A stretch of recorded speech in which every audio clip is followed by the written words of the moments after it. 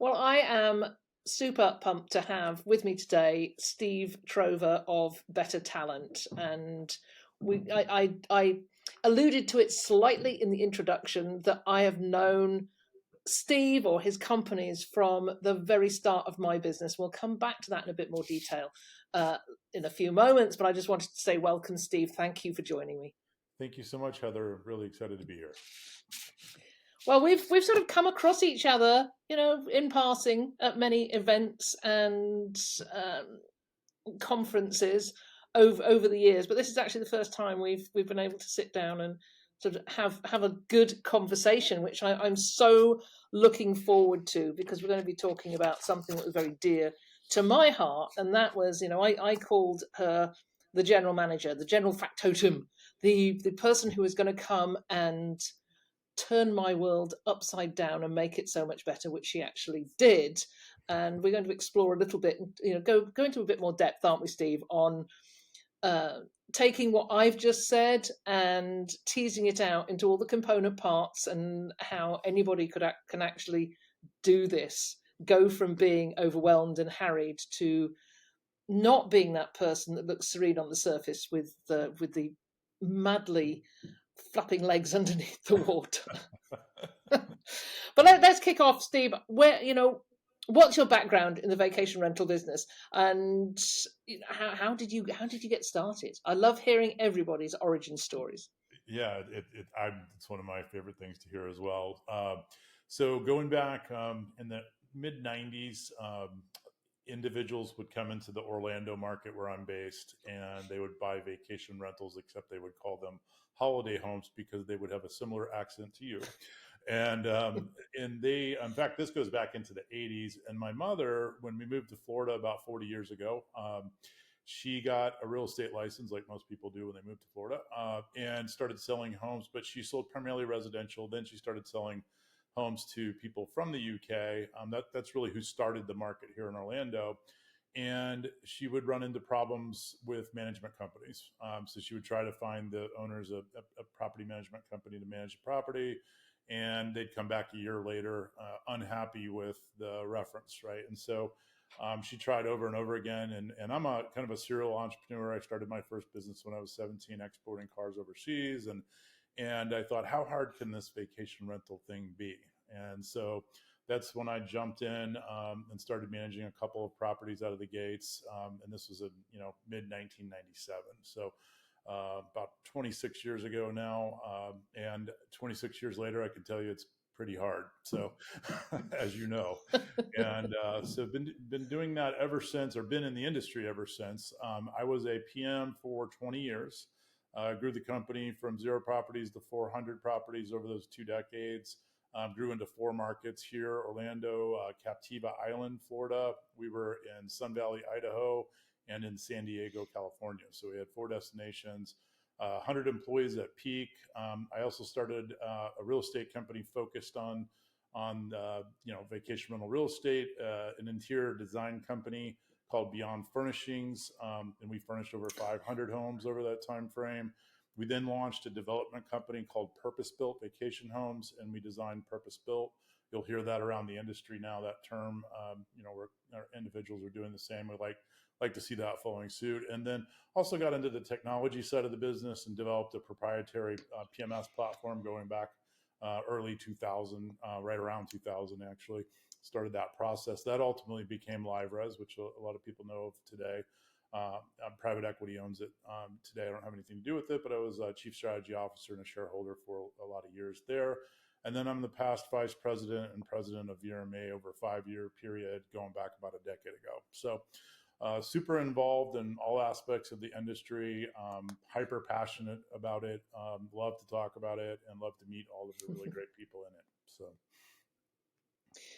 Well, as I said, I alluded to it in the introduction that I'll tell you the story is, when I first started, I first started in the business in 1998, buying properties in Canada, and then moved over here and started our property management company in 2003. So, 20 years as well as a property manager. But when I first started out, I remember going out to my very first owner And there was a lot of trust involved in that, because the only properties I was managing was 5 of my own, my sisters, and this guy down the road who said, I'll give you my property to manage if you don't charge me for it for a year.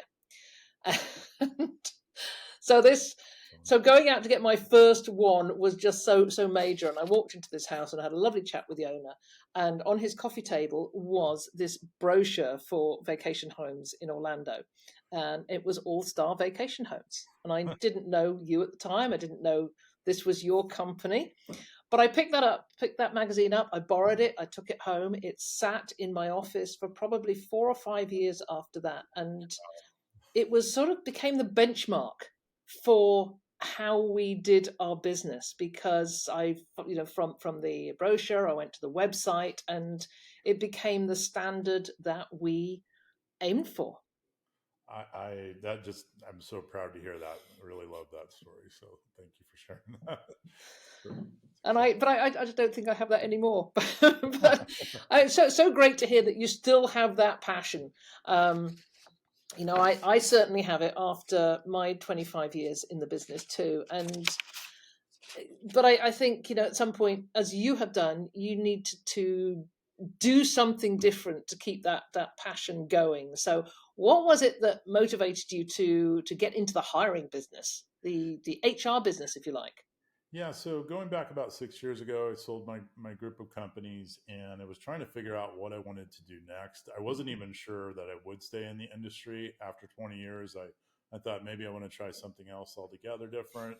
And for the first time in my life, I've started a lot of different companies. I didn't quickly start a company. I started a consulting business with the intent of kind of trying to figure out what I wanted to do next. And so I was consulting inside and outside the industry, mostly inside, or at least in lodging.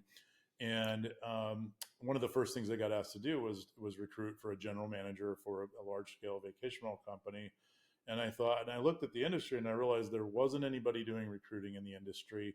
I had used recruiters, quite frankly, didn't really like the experience all that much because they didn't really understand my business very well. They charged a lot of Mm-hmm. money for what they did. And the end result, I felt like maybe I could have done it on my own.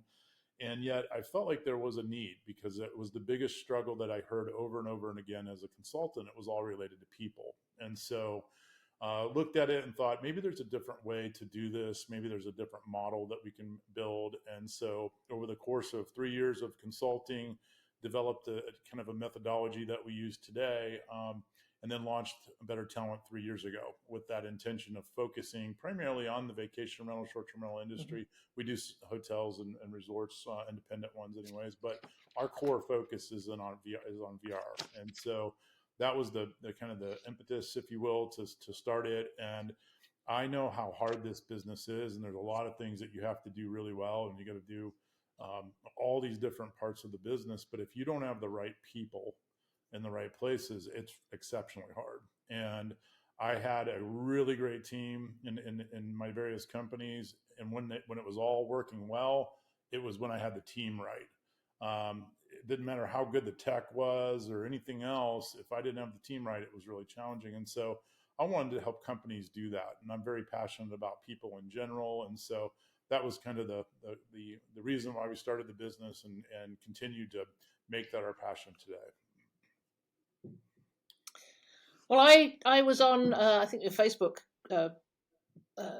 page this morning and looking at some of the job ads and thinking, wow, I think I'd quite like to be 30 years younger and joining this business again, because there are some amazing jobs to be had now. What just briefly, you started this 3 years ago, so mm-hmm. It was the beginning of COVID.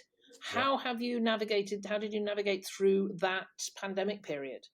Yeah, I mean, obviously, an interesting time to start when nobody can actually go to work, right? So I don't know that a whole lot of talent companies started at that during that time frame, but pretty quickly, and I kind of felt like this was going to be the case with COVID, and we all know we had that huge increase in demand, and so it went from nobody being able to work to all of a sudden, we need talent rapidly. So Probably for the first time in my life, I started at the perfect time. I usually, it would be too early with a lot of our businesses, but in this case, it was really fortuitous timing. And a lot of people, if you look at those jobs on Facebook, for example, or LinkedIn, you're going to think that we only hire for these six-figure positions, that type of thing, but we do hiring across the spectrum. So we do everything from a general manager to housekeepers to maintenance techs to all the frontline roles, and so we help in all that and all those components. And that was all needed in a big way as soon as we all started coming back to work, and the demand was there like never before. A lot of companies had laid off people, and all of a sudden it was like, oh my gosh, we have to have people now. And so it worked out pretty well from that perspective. That said, we try not to get people to rush, right? We want them to really spend time identifying the right person for each role. So that demand created a demand on our side, and we had to really kind of navigate that. It was a challenging period for sure going through COVID. So. Yeah, I can certainly imagine that. So I see a lot of in Facebook groups. I'm seeing that there's a lot of people starting out in this industry. Why do you think people are still starting up property management companies, vacation rental management companies? And I'm sure you probably are well aware of all the typical origin stories, if you will. Mine is an example of one of those. My mother was in real estate. Another one might be I owned a few properties like you did, and then you decided to manage yourself. And so what generally happens, and I think all that demand that we saw during COVID, we had all these new hosts, as we would call them today.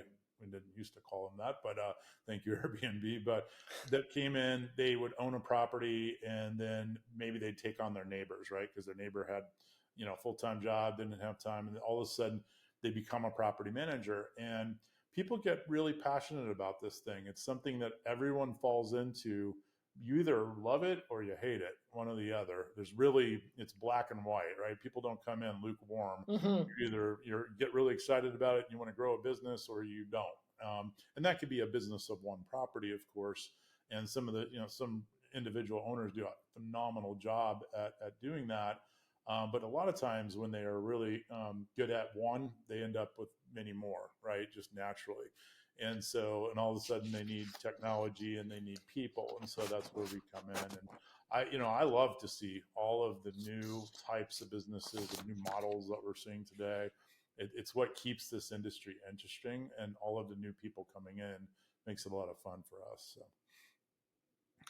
Well, with all these new people coming in, and regardless of what model they're going to take, we all seem to be much the same. We have this personality style, which we're passionate, we have great ideas, and always chasing after, this is me, chasing after the next new thing, and often get so overwhelmed with the basics of the business, I guess. And I know that when we start this, we've all got to do the basics of the business. And I was fascinated with an article that you wrote in VRM Intel, and it was a year or so back, but it's just as relevant today. And it was about, us, these hosts that become managers, or the people that come into property management from another direction.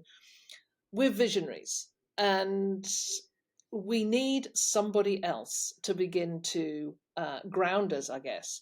And I know it took me 15 years in the business before I realized that I couldn't. Well, I had a business partner, and that helped a lot, because he was the yin to my yang, and I'm the strategy person seeing the big picture, and he's down in the depths and the details and the weeds. So I actually had somebody that would do a lot of that, which is probably why I left it 15 years. But once we did go out and find this very, very special person, not only did it make our lives a lot better, it made it a darn sight easier to sell the company 5 years later. So let me hand it over to you and really talk about what the visionary is, and you call this person an integrator. So what is their role? Yeah, absolutely. So it's interesting that you used the term personality, and you're absolutely right. This industry does attract a certain group of personalities, and part of our process at Better Talent, we actually do personality profiling and personality testing. And I started realizing that there's only a few different profiles out of all the different ones that we look at that are attracted to becoming an operator here, and they generally are very visionary profiles. And visionaries are those that, you know, they're dreamers. They come up with big ideas. They take risk. You're coming in and starting a business in an industry with not a lot of structure. The lack of structure in this industry attracts these types of visionaries because visionaries like to solve problems. They like to come up with new concepts and ideas. And the reason why I'm not in probably in the medical industry or even in the very structured hotel industry is because it has so much structure. And I've always kind of described the vacation rental industry as a big whiteboard. We're still creating it, right? And so, you know, I've been in it 26 years, and I see new ideas every day, and that's what excites me and keeps the passion there. And I think that's what attracts our type of profiles. And yet, those profiles or those personalities are really good at the vision side of it and coming up with the big ideas and the big picture. But when it comes down into the day-to-day operations, doing things that require a repetitive task, leading and holding people accountable is also a challenge for a lot of visionaries. We can do it reasonably well for a while, but then we hit a brick wall because it becomes repetitive or rote. And certain personalities are better designed for that type of thing, right? And so the visionary and the integrator, and you mentioned the integrator, that those two terms come out of a book called Traction. And Traction was written by Gino Wickman. There's a sister book that we actually send to clients and send to people all the time called Rocket Fuel, and it talks about the visionary and the integrator relationship. And you know, just like you, I waited way too long to get my integrator. You know, probably a decade plus, not quite 15 years, but and I used to say I need to hire a general manager, and I ended up hiring a 30-year veteran of the hotel industry, and I trained him on the nuances of vacation rentals, but he understood how to lead and hold people accountable. He understood hospitality. He was very professional. And once he got into place, it gave me the ability to get out of the leading and holding people accountable perspective and really focus on the vision and the growth of the company and coming up with new ideas as opposed to trying to just put out fires all the time, which is what you do when you have a vacation rental company or short-term rental company of any type. You end up being a firefighter on the day-to-day. And visionaries, we're just not designed for that. And so finding that type of person who really can take that vision and execute on that vision and lead and hold the team accountable to execute on that vision is imperative, in my opinion.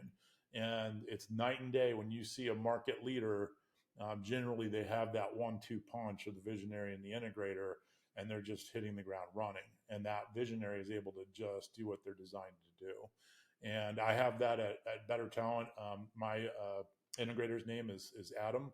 Adam Tully is our COO. I wouldn't run a business again without an integrator. He's incredible. He runs the business. I get to focus on the vision. I get to meet the clients. I get to do the things I really like to do. And it's a much more enjoyable ownership process when you have that person in place doing the other things that need to be done from a leadership perspective. And, you know, I've read a million books on leadership, and I was determined I was going to be a really good people leader. What I realized is I'm really good at getting people excited and casting vision, but when it comes to holding them accountable to getting things done, I'm actually not designed for it, no matter how many books I read. So that's what I believe. And I, you know, when we look at these clients of ours, some of them will come and they'll say, I want, you know, I'm really in a need for a housekeeping manager or something. I look at the company and I go, you know what, if you have the integrator, you have the right person leading this team, you could do these things that you've told me you like, and it will change your world. And we've seen that time and time and time again. And it's the thing I'm probably most passionate about. And what we do is putting that person or identifying that person for companies. So. Okay, well, so we're going to be exploring this a little bit more into, Sure. you know, who this magical person is and how we find them. But when's the right time to bring an integrator on board? You know, as I say, I left it 15 years, you'd left it 10 years and said that was too long. But when somebody's starting out, let's say they've got 15, 20 properties, they're growing quite nicely, Mhm. um, and it's time to take somebody on to take over some of this operational stuff so they can go out and carry on growing the business. There's this big, and I remember getting into this even at 15 years and saying, oh gosh, that's a big chunk of change to suddenly start Mhm. to give to somebody else. Well, somebody a long time ago, a business person, I was considering hiring a personal assistant the first time ever. This was a long time ago, and that person said to me, he said, "Steve, you won't be able to afford one until you have one." And what he meant is, once I Yes. get somebody to take those roles off my hands, that I'll be able to do what I'm better designed to do Mhm, and grow the business and more than pay for that individual. And you're right. The right integrator, by the way, is not a cheap mhm, investment. It's certainly something that you need to find the right person. And to find the right person, you've got to pay for it, right? That said, to answer your question, when it's when you're at a stage where you know that you can reallocate your time to, maybe it's business development, meeting with owners and growing the inventory is what you really like to do. And if somebody took off housekeeping and maintenance and accounting and all those roles, you'd be able to do more of that. And you know that you'll be able to dramatically grow the company because you have that person in place. That's a really good time to do that. Is that 15, 20 properties? Property count's a really hard metric because, as we know, properties are mhm, not created equal. Business models aren't created equal. We've got different margins and different, you have seasonality in markets and that type of thing. And so it's really, you have to look at the finances, right? And be able to look at the P&L and L and the balance sheet and go, can I afford to do this? If I invest in this, am I able to then grow the business and grow these other components, so that I can afford it? But my answer would be, as soon as possible, because the faster you do it, the more you're going to be able to grow the business and build the business, and make it a more profitable business, even though the cost structure goes up. I will tell you, we talk a lot about the people stack at Better Talent and optimizing the cost structure, because I've never seen a vacation rental company of any type where the salaries and contractors, that cost structure is always the biggest cost structure, right? So you got to be really careful when you hire and when you mhm, build a business. That said, this particular role is the one that will power all the rest of it, in my opinion. So, got to do it when you can afford to, or when getting to that point. But I would do it as early as you possibly can. And that case of Better Talent, we were about a year and a half in, and I said, okay, it's time, and we did that. mhm. Probably even then, that was too late, right? And so, I wish I would have done it 6 months prior to that, but I was kind of hesitant myself, because it is a big investment. So yeah, you do have to be careful in that regard.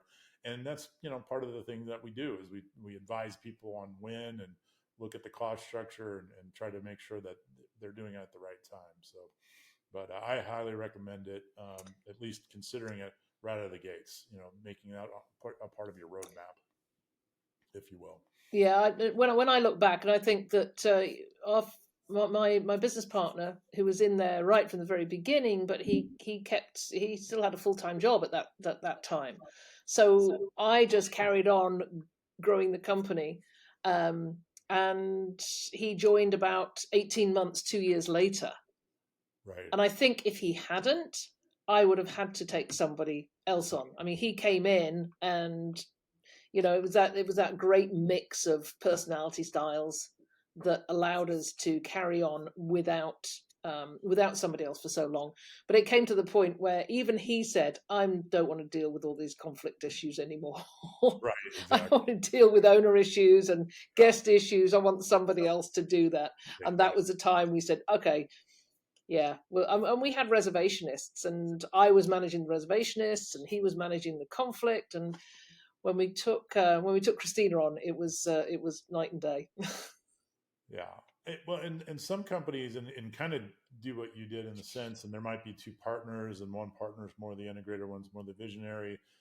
Some early stage, instead of going in and getting a general manager or a COO, they start with an ops manager, operations manager, where they're maybe just handling housekeeping, maintenance, guest communication, that type of thing. Hmm. Whereas the visionary is still handling business development and marketing and maybe finance.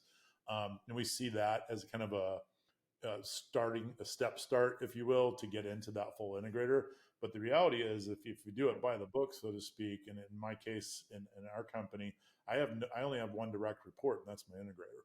Everyone else on the team reports to him, and so Hmm.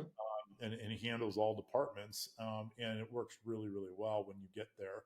But a lot of times in a vacation rental company, you start with that ops manager, and it's kind of integrator light. Now, many times that operations manager may migrate into the full integrator role over time as the company starts to scale and get structured. So, Let's talk just for a second about another really important part of having that integrator or that general manager is that when it comes time to sell, it makes a massive difference to a potential buyer.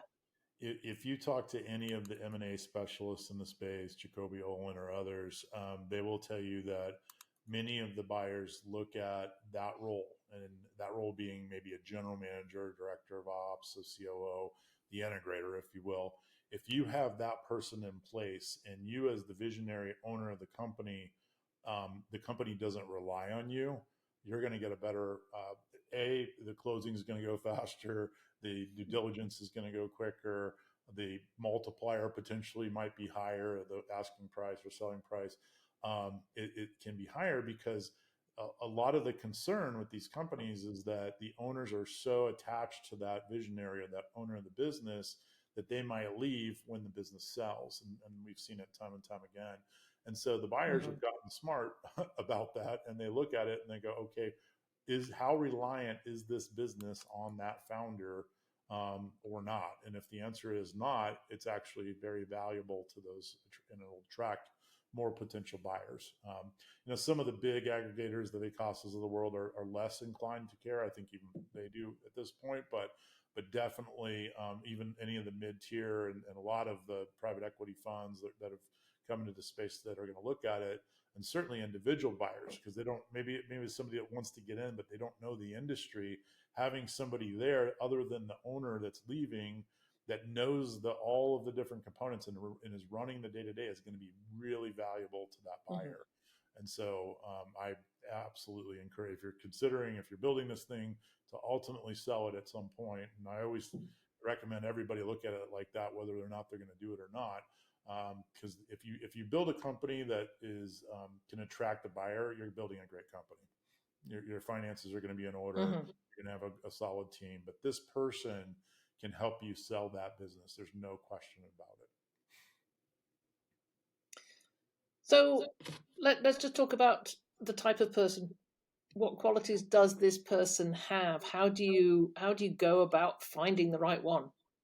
Yeah, and we have a very specific way that we go about doing that. And the first thing that we start with is personality. And I will tell you, a lot of clients and potential clients and people come into this, come to us and say, hey, I'm looking for a general manager, an operations manager, an integrator, and they've got to have a decade of experience in vacation rentals. Well, here's the problem with that. There aren't that many people in this industry that have been doing it that long that are not the owner of the company, because so many of the companies are still Hmm. run by the visionary. And so there's a big need. In fact, if you know anybody, send them our way.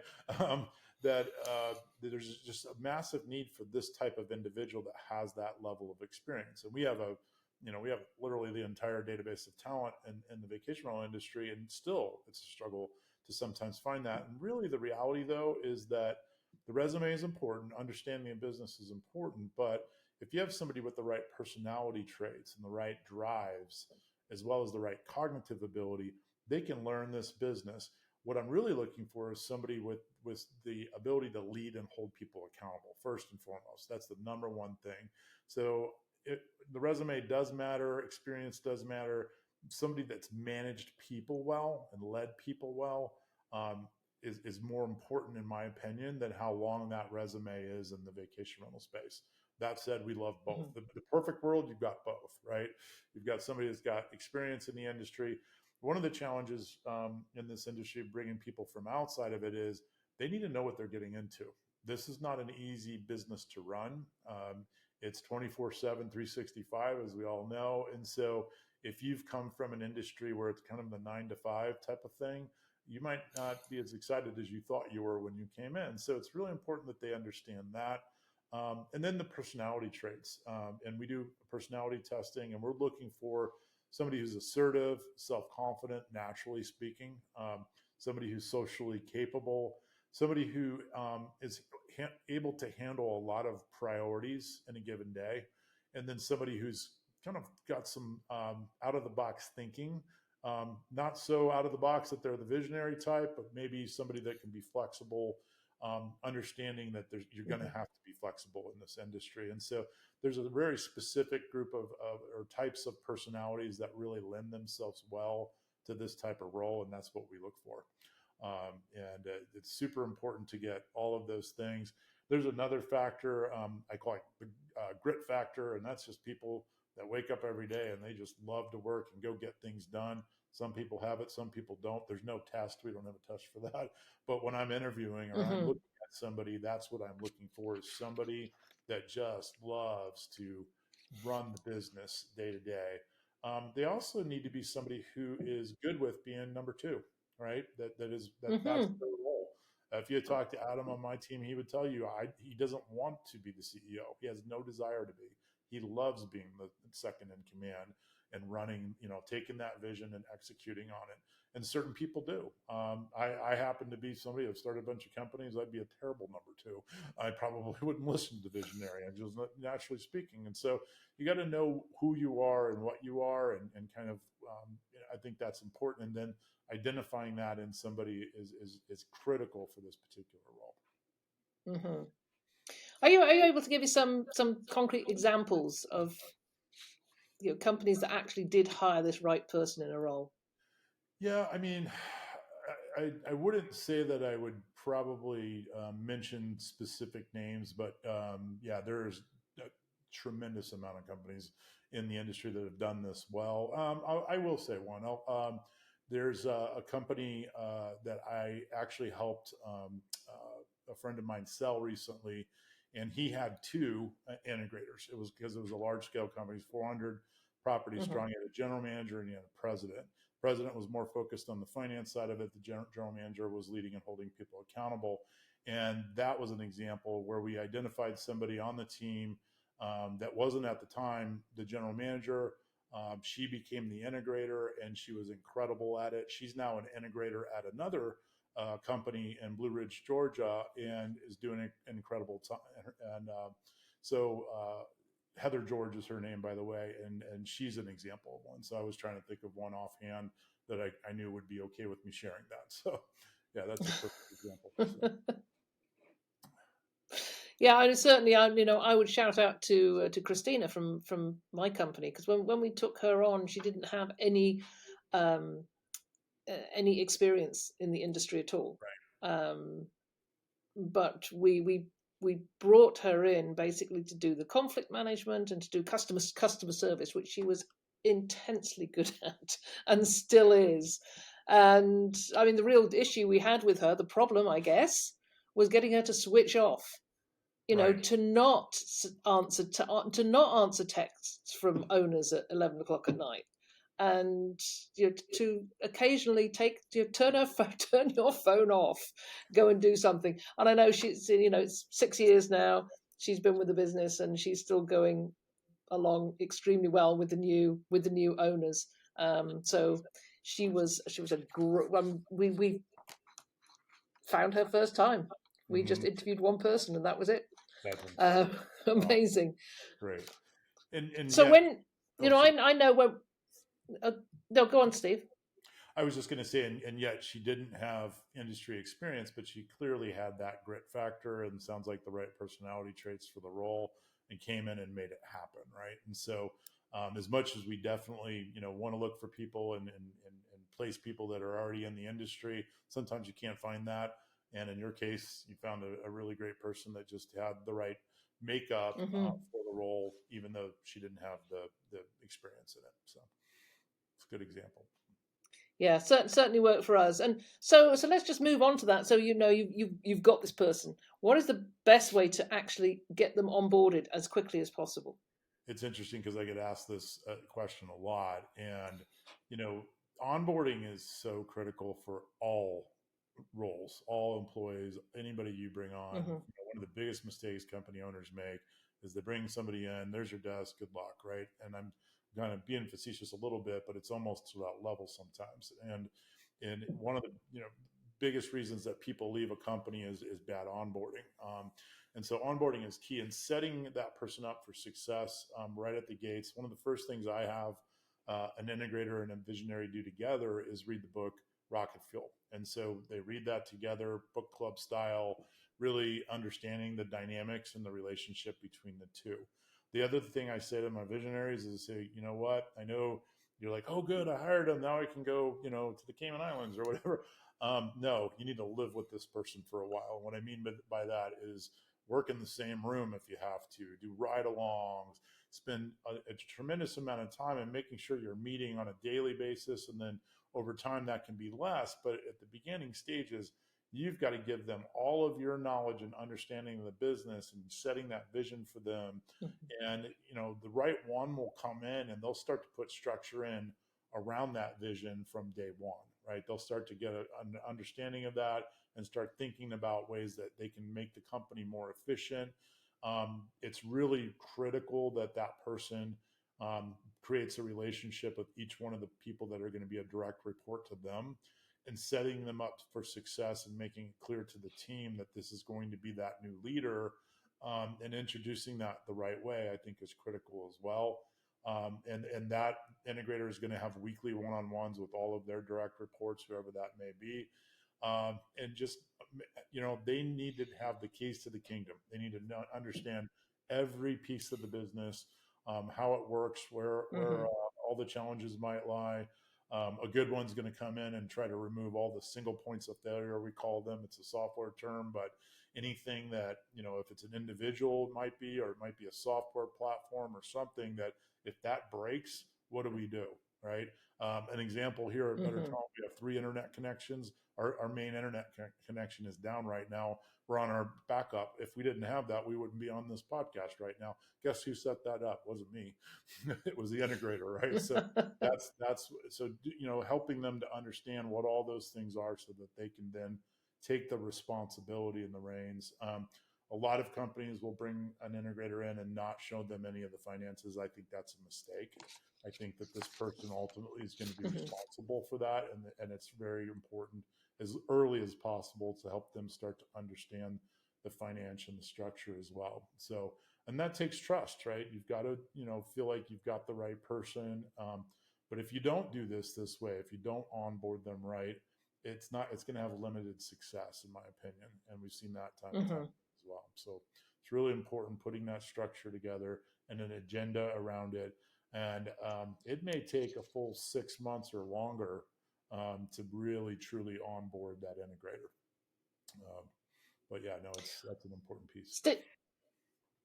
Steve, what would you say to somebody who's listening to this and who is harried and overwhelmed and wants to stop going out at 10 o'clock at night and plunging a toilet? And but they're on the fence about hiring somebody because they think, how can I hire somebody that's just like me? That's what I went into, thinking I was going to hire somebody just like me, when in fact I needed to hire somebody that was the opposite. I would encourage them to take out a piece of paper, draw a line down the middle and then across.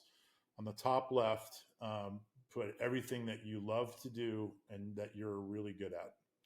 Next to it, top right, put what you like to do and you're decent at, you're okay at. Bottom left, put what you might like to do, but you're not very good at. And then on the bottom right, what you don't like to do and what you're not good at. And put everything that you do in the business there. And then imagine, if you will, when you look at that, just doing the top left, the things that you love to do and that you're really good at. And imagine the impact that that would have on the business as opposed to you doing all those toilet plunging and everything else you've got to do. And think about what it would look like if you could outsource those other things so that you could focus And so what I do is, we bring one on. The first thing we do is that bottom right, get everything off the visionary's plate that they'd hate to do and they're not good at, right, as quickly as possible. And that will pay dividends. It will, we talk work-life balance. All of a sudden, you'll have one. You'll start to feel like you own the business instead of the business owning you. It will change your life. And I made the mistake, and you even acknowledge you made the mistake of waiting a little bit too long to do this. I encourage everyone listening, if they're running this thing day to day right now by themselves, and they're stressed out, to really deeply consider this. It will genuinely change your life for the better. So, so better talent is not like Indeed. It's where you go on and just fill in a few forms and away you go without any help. It sounds like you really deliver a lot of input with your experience. Yeah, what we like to say is that we are an extension of your team, and we are an entire talent acquisition and optimization service. We do have a technology platform we've developed, and we're getting ready to launch. We're not a technology company. We don't just hand you a piece of software and say good luck, or you list on our jobs board and maybe you get some applicants. We take what you need, and then we go produce the job ad. So we do a high performing job ad. We create the graphic design. We push it out to the Indeeds of the world and other jobs boards, our own jobs board. We outbound, so we reach out to passive applicants, introducing the opportunity. We handle all of the marketing. We then filter applicants through personality testing and cognitive testing, depending on the role. And so we take them through that whole process. And so a lot of people, if you're running one of these businesses, and I had this same scenario, it's really hard to be good at all the housekeeping, maintenance, guest services, reservations, accounting, business development, and then also be a recruiter. I mean, and you got to do all the things I just described really well too. And so our intent and our goal is to take all that off their hands so that we can then bring them vetted candidates that are really ideal for the role from a personality perspective, right background and experience, taking out the ones that are not. Because if you throw an ad on Indeed, you're going to get a whole bunch of people that just hit that easy apply button, and most of them aren't going to be ideal for the role. And we do all of this very differently than a traditional recruiter. Traditional recruiters charge a percentage of the salary. It's usually 20, 30% of the annual salary. I always thought that was crazy, quite frankly. So we're a subscription. And so you can do one hire with us, which is a fixed fee, or you go in a subscription. When you're on subscription with us, it's called Team Builder. And what we do is we also work on talent optimization. So we look at all of the people that you currently use to do what you need to do, whether it's housekeepers, maintenance techs, any role within marketing, doesn't matter what that is. And then we work with you to come up with the most optimized plan for your talent. And we do full-time, part-time, independent contractors, consultants. Doesn't matter what it is. We want to optimize that cost structure because it's the biggest part of it. And so I'm glad you asked that. We're not a lot of people think of it, they think we only do $100,000 and up roles. That's not the case. We do everything all the way down to hourly roles. And we are not a traditional recruiter by any stretch. We want to really understand your business, your objectives, and come alongside of you and partner with you to be an extension of your team. So. Well, I'll make sure that all the details of Better Talent are on the show notes. So if anybody wants to connect with you, they can find you on there. Hey, Steve, do you miss it? Do you miss being a property manager? I would say yes. But the reason I would say no is not because of the burnout. I mean, I certainly got burned out like a lot of us do. It's because I get to talk to them every day, all day. And I almost feel like I said, I'm an extension of the team. So whereas before I had my own company and I was just doing that, I work with 200 companies in this industry. And so I get to talk to property managers, large and small, every day, all day.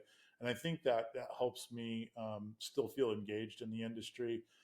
Purpose built, I mentioned before that we did. That's probably the part that I'm most interested in. Maybe someday doing more purpose built design of vacation rentals. We had a whole R&D process around it. I probably missed that the most, of all of it. But I get to to work alongside of so many, so it kind of feeds that need. I think if I had left altogether, yeah, I probably would have ended back as a property manager again, quite frankly, had I not done what I'm doing now. So.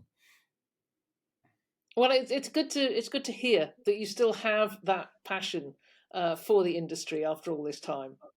Oh, absolutely. I mean, I have from, for 26 years now, gotten up every day and eat, sleep, drink, breathe, vacation rentals, short-term rentals. I love it. I love all aspects of it. Yeah, I thought when I sort of signed on the dotted line and took my check for the company that would be it, but no, of course it's not. No. Well, and you're in the same boat. You talk to us all day as well, right? So it lets Yeah, you still be involved. So yeah, it gets in yeah, your blood. I exactly, will tell you. I warn exactly. people: if you're 2 years in and you think you're just going to do this for a little longer, you may find out differently. So yeah, it gets in your blood. So. So, Steve, thank you so much. It's been an absolute pleasure talking with you. I'm going to make sure you mentioned two books. One was Traction, and the Mm-hmm. other was Rocket fuel. Rocket fuel. Rocket Fuel. Yeah. So I'll put links to both of those. I've read Traction. I have not read Rocket Fuel. That's on my reading list for this upcoming week now. Excellent. And but I'll make sure that those links are on the show notes so that go read them. I'm a huge proponent of reading a book a week, a business book a week, and it will propel you into areas that you never thought you would be in. Mm-hmm. I see you're going to Northwest Professionals Conference Yeah. upcoming. Yeah, I'm looking forward to that one. I'll be speaking at it. It's a fun conference. A really great group of people, Yeah. and I love that show. It's a lot of fun. And then I'll be at the Executive Summit here in Florida right after that. So looking forward to those two shows. Well, I'll probably have to wait until October in Orlando and see you at the VRMA conference. Well, please do. I look forward to seeing you in person again. It's been a while, so absolutely. Yeah, that will be great. You've been a great guest, Steve. Thank you so much for joining me. But of